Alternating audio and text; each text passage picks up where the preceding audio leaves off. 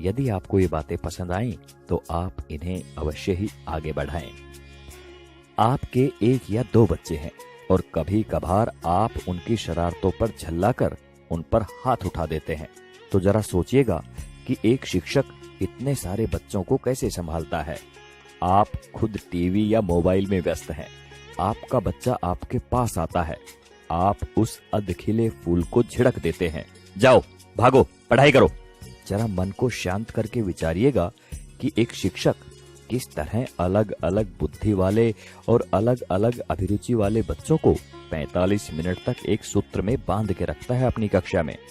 आपका बच्चा दिन भर गेम खेलता है, घर पर पढ़ता नहीं है, इसकी भी शिकायत आप शिक्षक से करते हैं। क्या करें, हमारा मुन्ना तो हमारी बात ही नहीं सुनता, जरा डराइए इसे। अरे भाई, बच्चे को डराना है तो उसे किसी बाघ के सामने ले जाओ। आप गुरूर ब्रह्मा टाइप की बातें रटते हैं, पर कुछ पेरेंट्स भगवान तो छोड़िए, शिक्षक को इंसान तक नहीं मानते। वे ये मानने को तैयार ही नहीं कि एक शिक्षक का व्यक्तिगत जीवन भी होता है, उसकी भावनाएं होती हैं, उसकी सीमाएं होती हैं। अन्य विभागों के कर्मचारियों की तरह शिक्षक सिर्फ एक वेतनभोगी ही नहीं होता, इसमें सिर्फ सेवा का आदान प्रदान ही नहीं होता, बल्कि छात्र शिक्षक के बीच तमाम मानवीय मूल्यों का भी आदान प्रदान होता है।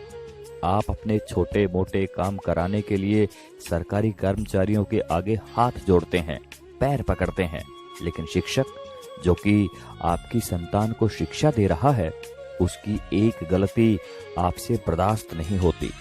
आपका बच्चा, वो बच्चा जिसके लिए आपने मंदिरों और अस्पतालों के जाने कितने चक्कर काटे होंगे, अगर एक ही चीज 3 या 4 बार पूछ ले तो आपके शरीर का तापमान बढ़ जाता है।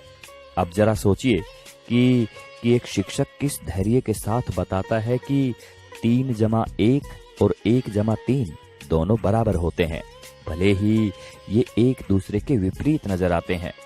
अगर वास्तव में बात समझ में आ गई हो तो आपसे हाथ जोड़कर विनती है कि आप हर शिक्षक को भगवान ना सही, कम से कम इंसान समझकर उतना सम्मान अवश्य दें जो कि एक इंसान को मिलना चाहिए।